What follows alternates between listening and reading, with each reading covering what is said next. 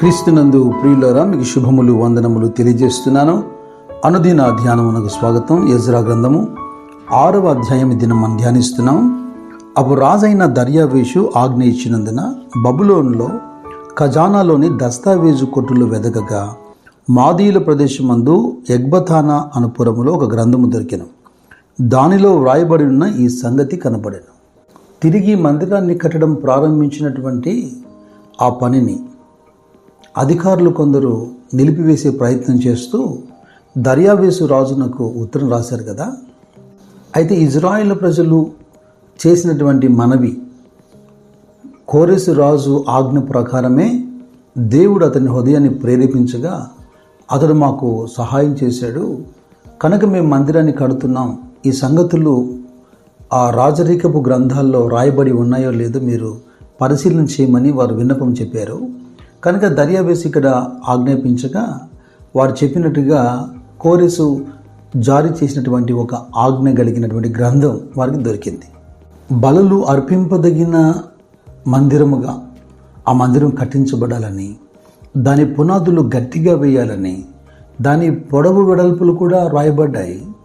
గొప్ప రాళ్లతోనూ గొప్ప మ్రాన్లతోనూ అది కట్టబడాలని, దాని కొరకు ఖర్చు అవుతున్నటువంటి వ్యయమును రాజు యొక్క ఖజానాలో నుండి ఇవ్వాలని, అంతేకాకుండా నెబుకద్నెజరు యెరూషలేము నుండి బబులోనుకు తెచ్చినటువంటి దేవుని మందిరం యొక్క వెండి బంగారపు ఉపకరణములన్నీ కూడా తిరిగి అప్పగింపబడి యెరూషలేములో ఉన్న మందిరమునకు తేబడి మందిరములో దాని స్థలములో ఉంచాలని ఇవన్నీ కూడా రాయబడి ఉన్నాయి. ఇక 6వ వచనం నుంచి 12 వచనాలు మనం చూస్తే రాజైన దర్యావేషు నది అవతల ఉన్నటువంటి అధికారులకు ఆజ్ఞ జారీ చేస్తున్నాడు. తత్తెనై అనేటువంటి నీవును నీ యొక్క ప్రజలు లేదా నీ దగ్గర పనిచేసే అధికారులు ఎవరు కూడా ఈ దేవుని మందిరాన్ని నిర్మిస్తున్నటువంటి యూదుల జోలికి వెళ్ళొద్దని, అంత మాత్రమే కాకుండా వారు తమ దేవుని మందిరాన్ని నిర్మిస్తున్నప్పుడు మీరు వారికి సహాయం చేయాలని, ఆ మందిరం నిర్మించబడి వారి దేవునికి దహన బలు అర్పించుటకై కోడెలే కానీ గొర్రెలే కానీ లేదా గోధుమలే కానీ ఉప్పే కానీ ద్రాక్షరసం కానీ నూనె కానీ ఏది తక్కువ చేయకుండా వారు అడిగిన యావత్తు మీరు సమకూర్చండి. అంత మాత్రం కాకుండా ఆ విధంగా వారు దేవుని మందిరాన్ని నిర్మించి వారి దేవునికి వాళ్ళు బలర్పిస్తున్నప్పుడు ఇదిగో రాజు కుటుంబం క్షేమంగా ఉన్నట్టుగా నా కొరకు ప్రార్థన చేయమని అడగండి అని సిఫారసు చేస్తున్నాడు. God can do anything. ఆయనకు అసాధ్యమైంది ఏది లేదు. నాకు ఒక అంశం జ్ఞాపకం వస్తుంది. నిర్గమకాండంలో దేవుని ద్వారా మోషే ఐగుప్తుకు పంపబడినప్పుడు నా ప్రజల్ని పంపమని దేవునికి వారు ఒక పండుగ ఆచరించాలని మోషే ఆ ఫరోతో మాట్లాడుతున్నప్పుడు ఫరో అంటాడు, నేను పంపించేదానికి యెహోవా ఎవడు అంటాడు.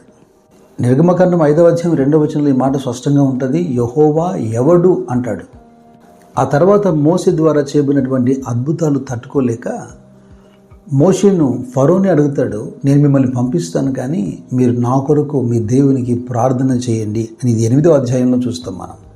ఈ ఎజ్రా గ్రంథంలో మనకు కనబడుతున్నటువంటి కోరెషు కానివ్వండి, అర్తహషస్త కానివ్వండి, దర్యావేషు కానివ్వండి, ఎంతమంది రాజులను దేవుడు ప్రేరేపించాడు, ఎంతమంది రాజుల ద్వారా తన మందిరపు పని జరుగునట్లుగా ఆయన చేయగలిగాడు. అయితే ఇక్కడ ఒక ప్రాముఖ్యమైన విషయాన్ని మనం గుర్తించగలగాలి. మనం నివసిస్తున్నటువంటి పట్టణాల్లో లేదా దేశంలో పరిస్థితులు మనకును దేవునికి వ్యతిరేకంగా ఉన్నప్పుడు, ఇర్మియా గ్రంథంలో 29వ అధ్యాయంలో నేను ఒక మాట జ్ఞాపకం చేస్తాను. 7వ వాక్యం, నేను మిమ్మల్ని చెరగొనిపోయిన పట్టణం యొక్క క్షేమము కోరి దాని కొరకు యెహోవాను ప్రార్థన చేయడి, దాని క్షేమము మీ క్షేమమునకు కారణమగును. ఈ 2వ మాట నేను స్ట్రెస్ చేస్తున్నాను. దాని క్షేమము మీ క్షేమమునకు కారణమగును. మనం నివసిస్తున్నటువంటి పట్టణం కొరకు మనం ప్రార్థించకపోతే, మనం నివసిస్తున్నటువంటి దేశం కొరకు మనం ప్రార్థించకపోతే మనం ఎలాగా క్షేమంగా ఉంటాం? ఆ దేశము ఆ పట్టణము క్షేమమే మన క్షేమానికి కారణమవుతుంది అంటున్నాడు ఇర్మియా. ఆ మాటకు వస్తే పౌలు తిమోతితో మాట్లాడుతున్నప్పుడు మరింత స్వస్థత ఇచ్చాడు. 2వ అధ్యాయంలో, తిమోతి మొదటి పత్రిక 2వ అధ్యాయంలో, మనం సంపూర్ణ భక్తియు మాన్యతయు కలిగి నెమ్మదిగాను సుఖముగాను బ్రతుకు నిమిత్తం అన్నిటికంటే ముఖ్యముగా మనుషులందరి కొరకును రాజుల కొరకును అధికారులందరి కొరకును విజ్ఞాపనములను, ప్రార్థనలను, యాచనలను, కృతజ్ఞతాస్తుతులు చేయవలనని హెచ్చరించుచున్నాము. ఇది మంచిదియు మన రక్షకుడకు దేవుని దృష్టికి అనుకూలమైనదియు నై ఉన్నది. బబులోన్లో కూడా షడ్రకు, మెషకు, అబేద్నెగో కానివ్వండి, దానియేలు కానివ్వండి, దేశం కొరకు, రాజుల కొరకు ప్రార్థించి వారి ఎదుట దేవుని పక్షాన సవాలుగా నిలబడి దేశంలో యెహోవాయే దేవుడిని నిరూపించగలిగారు. వారి భక్తిని, వారి ధైర్యాన్ని, వారి యొక్క సాహసాన్ని, సాక్ష్యాన్ని చూసి రాజులు కూడా ఒప్పుకున్నారు. ఇక ఈ అధ్యాయంలో 13వ వచనం నుంచి 15 వచనాలు మనం చూస్తే, దేవుని యొక్క మందిరపు పని వేగంగా జరగాలని ఈ అధికారి అయినటువంటి తత్తని దగ్గరుండి ఆ కార్యం జరిగించాలని దర్యావేసు ఆజ్ఞ చేశాడు. కనుక ఈ అధికారులు అయితే వద్దని వారించారో అదే అధికారులు వారి పర్యవేక్షణలో అంటే ప్రభుత్వ పక్షాన దగ్గరుండి దేవుని మందిర పనిని వేగవంతం చేసి దాన్ని సంపూర్తి చేశారు. యెరూషలేములో దేవుని యొక్క సేవ జరిగించుటకై మోషే గ్రంథమందు వ్రాయబడినటువంటి తరగతుల చొప్పున యాజకులు, లేవీయులు నిర్ణయించబడుతున్నారు. అంత మాత్రం కాకుండా యెహోవాకు వారు పస్కాను ఆచరిస్తున్నారు. ఇక పాఠం ముగింపుగా చివరి వచనం మనం చూద్దాం. ఏలయనగా ఇజ్రాయేళ్ల దేవుని మందిరపు పని విషయమై వారి చేతులను బలపరచుటకు యెహోవా అష్షూరు రాజు హృదయమును వారి వైపు త్రిప్పి వారిని సంతోషింపజేసెను. అనానుకూలతల మధ్యలో, వ్యతిరేకతల మధ్యలో, శత్రువు రాజుల బెదిరింపుల మధ్యలో దేవుని పనిని సంపూర్తి చేయటానికి పూనుకున్నటువంటి యెషూవ కానివ్వండి, జెరుబ్బాబెలు కానివ్వండి, ప్రవక్తలు జకర్యా కానివ్వండి, హగ్గై కానివ్వండి, దేవుడు రాజుల యొక్క హృదయాన్ని వారి వైపు తిప్పి వారి చేతులు బలపరచబడినట్లుగా చేశాడట. ఎజ్రా 7వ అధ్యాయం 21 వచనంలోను, ఎజ్రా 1వ అధ్యాయం 1వ వచనంలోను ఈ అంశాలు మనకు కనబడుతున్నాయి.